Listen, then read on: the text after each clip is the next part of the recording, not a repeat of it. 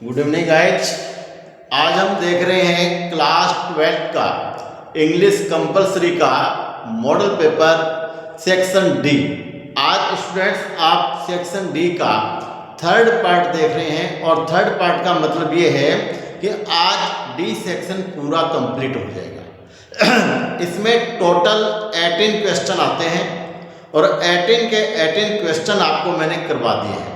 मैंने आपको section A करवाया, बी करवाया, सी करवा दिया जो ग्रामर का था, और डी। मैंने आपसे वादा किया था कि भाई ग्रामर जो है वो मैं आपको अलग से कराऊंगा। तो 12th क्लास के अंदर जो ग्रामर है कल शाम को 4 बजे लाइव आकर के और पूरी जो आपको कंजक्शन है वो करवाएंगे। हाफ ईयरली के लिए अगर आप एक बार शॉर्ट में समझना चाहते हैं तो करवा देंगे। तो इस प्रकार से आप जो कर रहे हैं वो है compulsory English 12th class model paper. देखो यहाँ लिखा है पार्ट कौन सा चल रहा है, थर्ड पार्ट चल रहा है। किसका चल रहा है? सेक्शन डी का। सेक्शन डी जो है इसका थर्ड पार्ट। मैंने पहले आपको बताया कि जो सेक्शन डी हमारा है वो थोड़ा बड़ा है, इसलिए इसके 3 पार्ट बढ़ाने पड़ेंगे। तो इसके मैंने 3 पार्ट बना दिए। आज ये पूरा कंप्लीट। अब आपका इंग्लिश 12th क्लास का जो कंपलसरी इंग्लिश है उसका मैंने पूरा मॉडल पेपर तैयार करके आपको दे दिया है। आप मेरे चैनल पर देख सकते हैं राठौड़ सर 2438 के ऊपर इंग्लिश जैसे ही आप लिखेंगे कंपलसरी बाय राठौड़ सर, आपको जो यूट्यूब है उसके ऊपर मेरा और फेसबुक पर भी, न केवल यूट्यूब फेसबुक पर भी आप देख सकते हैं। तो आज देखिए class 12 English compulsory part third model paper 2026 और सोल्ड मॉडल पेपर है ये। ऐसे नहीं है कि मैंने क्वेश्चन लिख दिए, सबके मैंने आंसर लिखे और 101% करेक्ट आंसर और इजी लैंग्वेज में आंसर है। देखिए पहला ये आपको कल क्वेश्चन नंबर 16 हमारा चल रहा था, उसका मैंने एक क्वेश्चन करवा दिया है। ये 3 नंबर का आता है, बड़ा क्वेश्चन है। ये अथवा में दिया है, Why is Antarctica the place to go to understand the earth present, past and future? इसमें राइटर हमें कहना चाहता है कि अगर आप हमारे इस प्लेनेट, इस ग्रह पृथ्वी के बारे में प्रेजेंट, पास्ट, फ्यूचर के बारे में जानना चाहते हैं तो आपको विजिट करना चाहिए। कहाँ का? अंटार्कटिका का।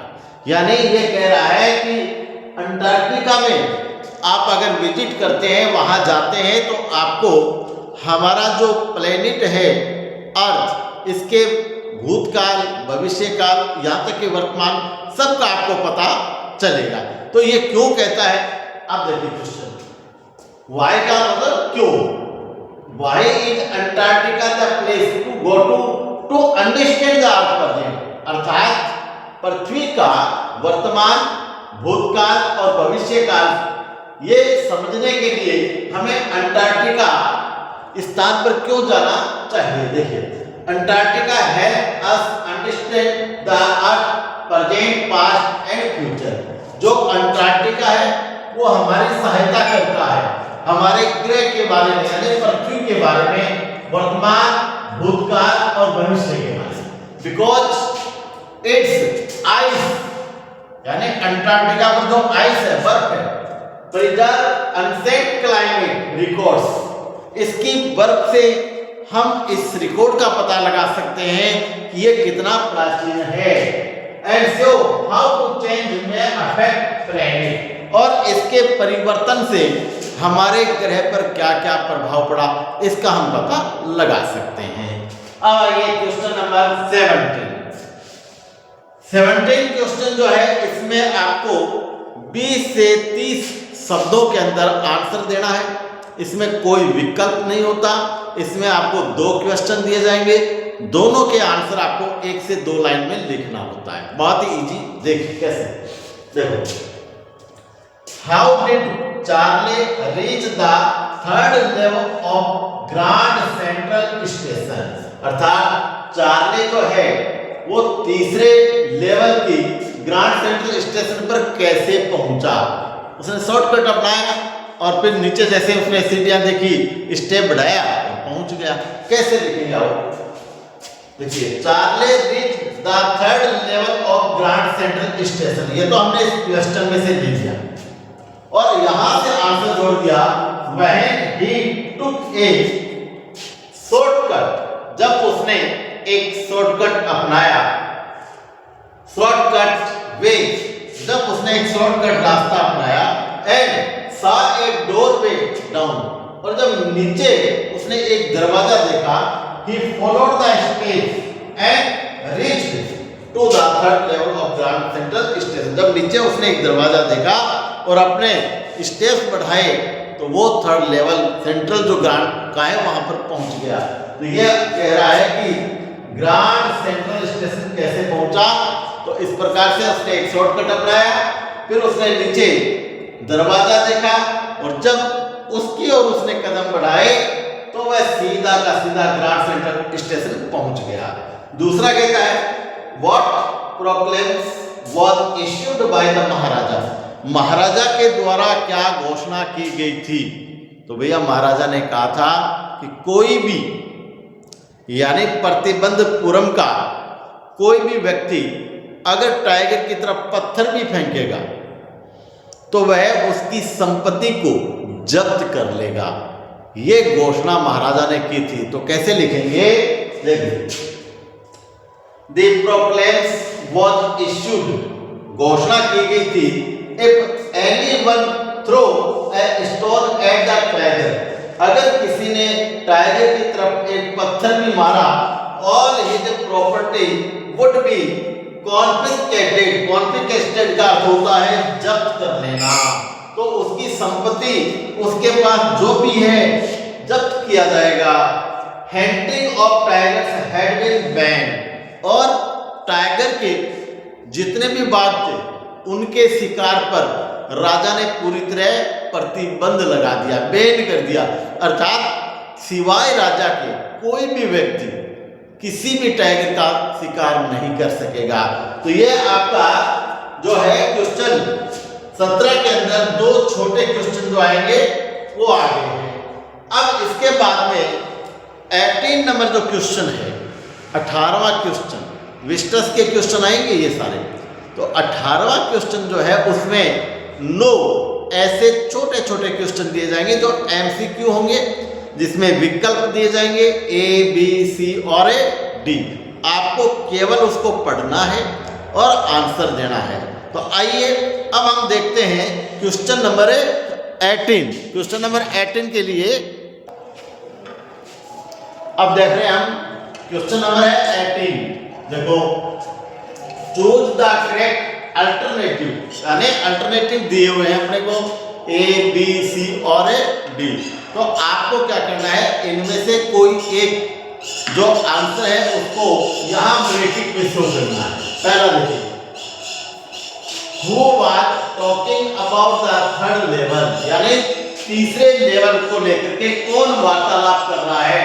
तो इसका आंसर है डेविड, सैम, जॉन या फिर चार्ली। तो उत्तर आ जाएगा चार्ली, यानी थर्ड लेवल को लेकर के चार्ली जो है वो चर्चा कर रहा है, वो बता रहा है कि यहाँ पर ग्रांड सेंट्रल स्टेशन है, वहां पर हमें कैसे पहुंचना, ये सारी बातें बताने वाला कौन है? चार्ली है। दूसरा देखिए, इसमें सेम वॉज ए, सेम कौन था? तो सेम जो है वो क्या है? फैक्टिस्ट सी, यानी हिस्टोरियन नहीं है, टीचर भी नहीं है, फिलोसफर भी नहीं है। तो फिचेटेनिस्ट ये इसका आंसर होगा। थर्ड देखिए, इन 10 years the Maharaja killed about tigers, अर्थात जो शुरू में 10 वर्ष का जो समय निकला उसमें कितने टाइगरों को राजा ने मारा? तो देखो, राजा ने 10 वर्षों के अंदर 70 टाइगर मारे, उसके बाद 30 टाइगर कम रह गए। तो उसने अपने दीवान को, अपने मुनीम को बुलाया और उसे कहा कि मैं शादी करना चाहता हूँ एक ऐसी राजकुमारी से, ऐसे राज्य की राजकुमारी से जिसके राज्य में पर्याप्त टाइगर हो। और ऐसा ही हुआ। तो इस प्रकार से उसने 10 वर्षों में केवल 70 टाइगर मारे। तो संख्या लिखनी है आपको 10 नो, 15 नो, 17। आंसर हो गया सी। आगे देखो the crown prince as a child drank the milk of an, यानी राजकुमार जब छोटा था तो वो कौन सी गाय का दूध पीता था? तो इंग्लिश गाय का दूध पीता था। एक इंग्लिश जो नर्स है वो उसकी सेवा की है और वो केवल इंग्लिश फिल्म ही देखता था। तो ये 2-3 बातें हैं, आपको ध्यान रखना है। ऐसा भी आ सकता है कि प्रिंस जो है वो कैसी फिल्में देखता था? तो वो इंग्लिश फिल्में देखता था, ओनली इंग्लिश फिल्म। और उसकी सेवा किसने की? तो नैनी कौन थी? तो नर्स भी कौन थी? अंग्रेज महिला थी। और उसने दूध पिया, तो दूध भी उसने इंग्लिश काऊ का पिया। तो यहां इसका आंसर क्या हो जाएगा? The crown prince as a child drink the milk of an Indian cow, English cow, Japanese cow या बॉटल का दूध? तो हो गया इंग्लिश काऊ। उसने इंग्लिश काऊ का दूध पिया। कौन? टाइगर किंग की बात हो रही है। प्रतिबंधपुरम के राजा टाइगर किंग की बात हो रही है, जो आप लोगों ने पढ़ा होगा।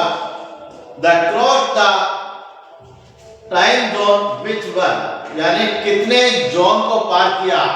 तो 8 जोन को पार किया। आंसर हो जाएगा 8। क्वेश्चन नंबर 6 में देखो the words written on the cap of the soldier were, अर्थात सैनिकों का जो कैप था उसके ऊपर क्या लिखा हुआ था? तो आप देख सकते हैं उसके ऊपर लिखा हुआ था US navy, US army, US air force, none of these नहीं। उस कैप के ऊपर लिखा हुआ था यूएस नेवी। तो आंसर हो गया ए, यूएस नेवी। आगे देखिए question number 7। How was the day as told by mister Lamb, Lamb के द्वारा उस दिन को कैसा बताया गया? बैड डे बुरा दिन, ब्यूटीफुल डे सुंदर दिन, लेजी आलसी दिन या सैड दुखी? तो वो था इंजॉयफुल अर्थात ब्यूटीफुल डे। तो आंसर हो जाएगा बी, ब्यूटीफुल डे। अब देखिए what was being sold on the stall, अर्थात जो छड़ियां थी हाईवे के ऊपर छोटी छोटी दुकानें बना करके जो गरीब लोग मजदूरी कर रहे थे वो क्या बेचते थे? तो यहां ये कह रहा है कि बताइए इसमें क्या बेचते थे वो? तो देखिए what was being sold on the stall, poha, samosa, fry snack या फ्राइड चिप्स? तो समोसा वो बेचा करते थे। How did he look at the Indian girls, भारतीय लड़कियों को कैसा देखा जाता था?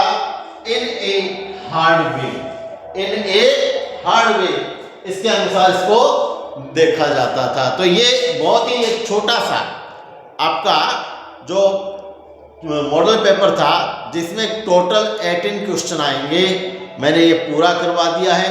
और अब अगर आपको ये मॉडल पेपर पूरा अच्छी तरह आप तैयार कर लेते हैं तो ये एनुअल एग्जाम के लिए है। इसमें हाफ ईयरली से कोई लेना देना नहीं है।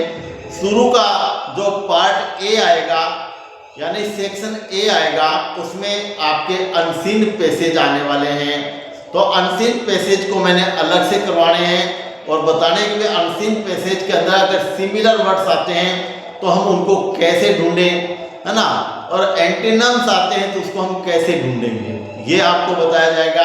अगर क्वेश्चन आ रहा है तो उसका हम कैसे पता लगाएंगे किस आंसर क्वेश्चन का उत्तर जो है कहाँ से मिलेगा, सारी चीजें आपको मैं बताने वाला हूँ। अभी एक बार समय का अभाव है इसलिए हम मॉडल पेपर कंटिन्यू डाल रहे हैं। तो 12th क्लास का इंग्लिश कंपलसरी का मॉडल पेपर कंप्लीट हो चुका है।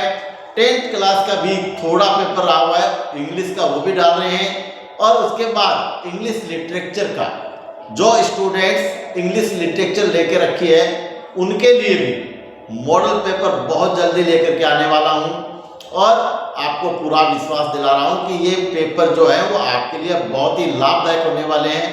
तो गाइज आप अगर पहली बार देख रहे हैं तो मेरे इस चैनल को आप सब्सक्राइब जरूर करें, फॉलो करें। जितने भी आपके साथ पढ़ने वाले बच्चे हैं, आपके जानकार, आपके रिश्तेदार, आपके गांव के, पड़ोस के, जो भी है, आप उनको शेयर करें ज़्यादा से ज़्यादा, ताकि हमें मोटिवेशन मिलता रहे और आप लोगों को फ्री ऑफ कॉस्ट जो सेवा मैं दे रहा हूँ वो मिलती रहे। आज के लिए इतना ही काफ़ी। जय हिंद, जय भारत।